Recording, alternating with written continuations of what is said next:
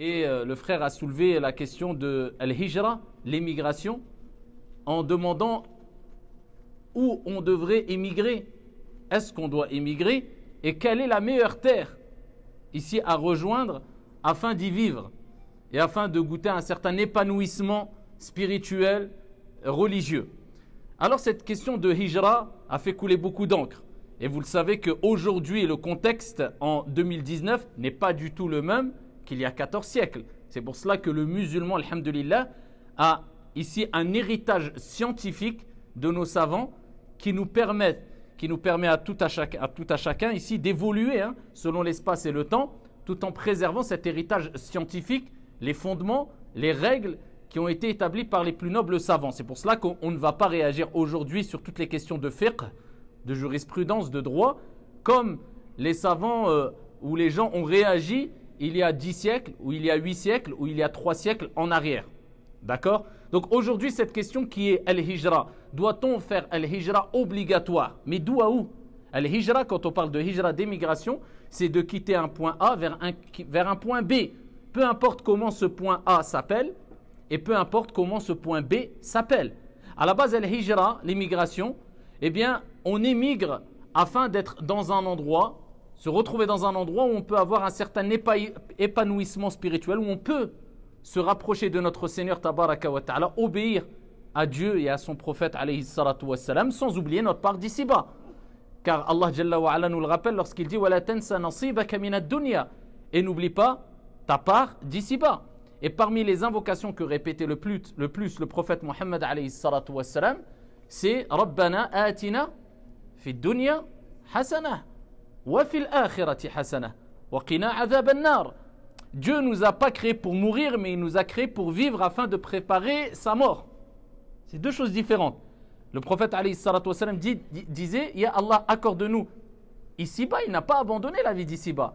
Ici-bas une belle part, ainsi que dans l'au-delà, et préserve-nous de l'enfer. Donc, faire al-hijra en se disant je vais dans un endroit où je mets complètement de côté, je ne me préoccupe pas du tout de comment vais-je vivre ma vie d'ici-bas, mais se préoccuper à 100% exclusivement que de son au-delà ou de sa religion, ce n'est pas une compréhension saine et complète. Par contre, faire devancer l'au-delà sur la vie d'ici-bas, pour le croyant, cela est tout à fait normal. Aller dans un endroit où on peut se préparer pour l'au-delà, sans oublier notre part d'ici-bas, c'est la bonne compréhension. Donc, où aller? Doit-on faire obligatoirement le hijra? C'est du cas par cas. Et là, il y a une parole très intéressante de l'imam Ibn Taymiyyah, rahimahullah ta'ala, lorsqu'il disait ici que la terre, la meilleure des terres, afin d'y vivre, il dit c'est du cas par cas. Cela dépend de la condition, de la personnalité de chaque individu.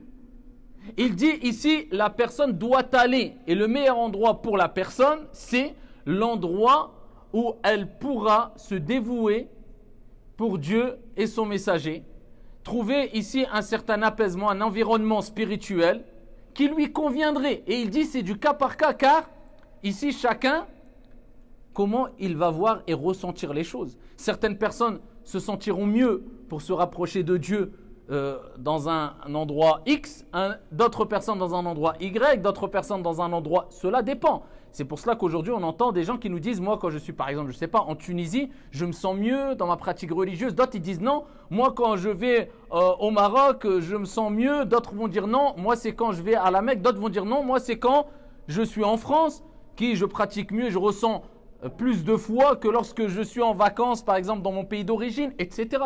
C'est vrai ou pas? C'est du cas par cas. Donc, toi, l'objectif, ce n'est pas de se dire je dois aller dans tel pays en citant le nom, oui ou non. C'est de se dire où je dois aller afin de pouvoir me rapprocher sereinement de mon Seigneur Tabaraka wa Ta'ala, pratiquer correctement ma religion, sans oublier ma part d'ici-bas. Et ça, c'est tout à chacun, c'est chacun qui voit quelque part midi à sa porte. Maintenant, se dire qu'il est strictement interdit de vivre dans un pays qui n'est pas à majorité ou musulman, ça c'est une erreur. Car les savants, depuis des siècles, ont déjà expliqué ce sujet-là. Et ils ont expliqué les hadiths qui parlent de la perte de l'intercession du prophète alayhi salatu wassalam, pour qui ne vivrait pas dans un pays musulman, etc. Ils les ont expliqués. Et les savants ont rappelé que le prophète, en général, quand il parlait de ces textes-là, il rappelait que c'était des gens, il parlait de gens qui vivaient dans des endroits où il était vraiment isolé.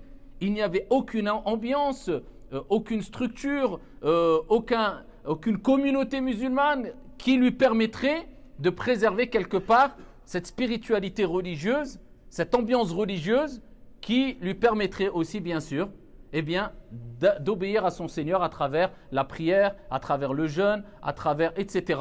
Mais celui qui est dans un pays qui n'est pas musulman et qui, alhamdoulilah, ce qui fait partie des piliers de l'islam, comme le jeûne, comme la prière, comme il peut les pratiquer. Et on ne lui empêche pas de pratiquer cela. Et en plus de cela, il se trouve dans un endroit où il est épanoui spirituellement. Eh bien, ici, il n'y a aucune interdiction pour lui que de vivre dans ce pays-là. Et le prophète, alayhi salatu wassalam, nous a rappelé quelle était la hijra qui était essentielle pour tout musulman. L'émigration qui était essentielle pour tout musulman et impératif. Dans le hadith rapporté par Al-Bukhari, le prophète sallallahu alayhi wa sallam a dit Al-muhajiru man hajara ma nahallahu anhu. Al-muhajiru, l'émigré, c'est celui qui va abandonner. Donc il va faire al-hijra. Al-hijra, c'est partir, comme on a dit précédemment, d'un point A à un point B. Donc c'est celui qui va faire al-hijra, qui va abandonner. Qui va abandonner quoi? Ce que Dieu lui a interdit. Qui va abandonner les péchés, qui va abandonner les actes de désobéissance, Donc vous voyez, c'est une hijra spirituelle, pas physique. Donc c'est le fait de délaisser. Tu étais dans un point A, ici où tu pratiquais des choses mauvaises, le mensonge, l'injustice, le vol, etc. pour partir vers un endroit B qui est l'obéissance à Dieu, à ton Seigneur tabaraka wa ta'ala, le bon comportement, la sagesse, la bonne moralité. C'est ça. Donc tu dois faire cette hijra. Et cette hijra-là, elle est obligatoire pour tout musulman et musulmane. Cette hijra, cette immigration spirituelle. Et quand tu as fait cette hijra-là, à ce moment-là, ici, tu peux te poser aussi la question concernant la hijra physique. Parce qu'il faut savoir que les gens, l'être humain, de manière générale, croyants ou non croyants, souvent font l'émigration. Simplement, certains le font dans un but commercial. Ils se disent, moi je ne peux plus rester dans cet endroit, je préfère aller dans un autre endroit. Pourquoi? Parce que je vais m'épanouir au niveau professionnel. D'autres vont le faire pour chacun. Ici a droit de faire l'immigration pour ce qu'il veut. À partir du moment où c'est dans un cadre sain. Donc ici, il y a des gens qui font l'immigration dans toutes les confessions, juifs, chrétiens, etc. d'un point de vue religieux. Donc on ne rejette pas cette immigration physique d'un point de vue religieux. Et celui qui est dans un endroit où il ne peut plus pratiquer sa religion correctement et il sent qu'il perd sa foi et il a trouvé un autre endroit, peu importe, un autre endroit où il peut s'épanouir spirituellement, sereinement, bien, à ce moment-là, bien sûr, on va lui dire, fais l'immigration. D'accord? Mais limiter la chose en disant, le prophète a dit on doit faire l'immigration, sinon on n'a pas son intercession, et dès que quelqu'un rentre dans l'islam, se repent, embrasse l'islam, se convertit, mon frère, attention, tu n'as pas le droit de rester ici. C'est un pays de kufr, c'est grave. Il n'a même pas senti encore l'odeur de la foi. Il n'a même pas encore découvert. Et tout de suite, on lui donne un mécanisme qui est, tu dois quitter le pays. Mais Mskin, il est converti, il va où? Accueille-moi chez toi, bismillah. Et déjà, toi qui me le dis, pourquoi tu es encore là? Ajib. Et c'est ce que je dis depuis des années, malheureusement. Depuis des années et des années. Et là, je généralise. La plupart des gens qui parlent ouvertement de hijra, je parle des jeunes, particulièrement en France, je généralise là. Il y a une exception qui ont fait vraiment l'émigration avec conviction, de manière saine, etc. Mais la plupart qui imposent l'émigration aux autres, la plupart, ils sont encore là en France.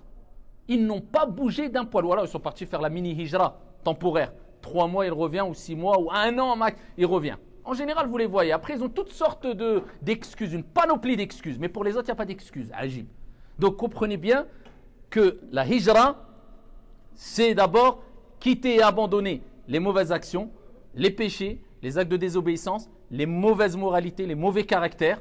D'accord? Et aussi, ici, si la personne sait pertinemment qu'elle est dans un pays qui n'est pas musulman et où elle peut pratiquer sa religion correctement et elle peut s'épanouir aussi tant au niveau de sa vie d'ici-bas ou pour sa vie d'ici-bas et pour se préparer pour l'au-delà, alhamdoulilah, il n'y a aucun mal.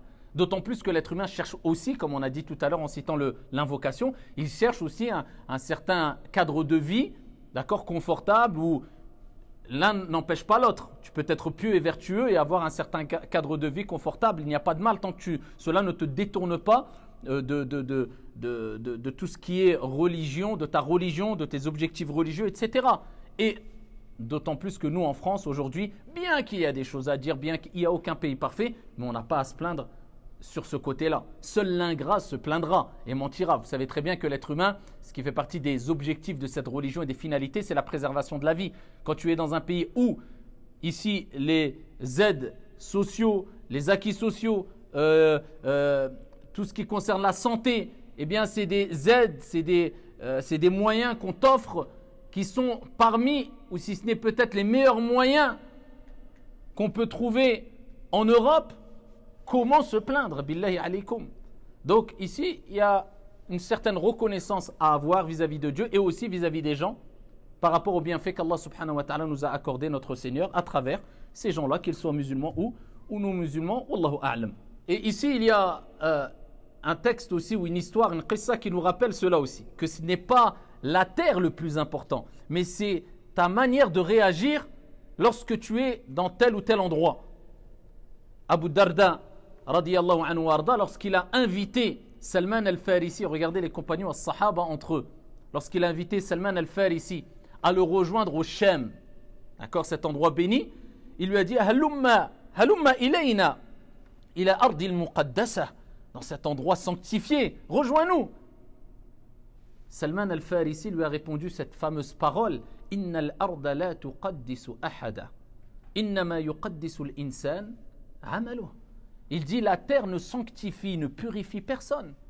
Ce qui va sanctifier, qui va purifier, qui va faire que la personne est pieuse ou pas, ce sont quoi? Ce sont ses actions.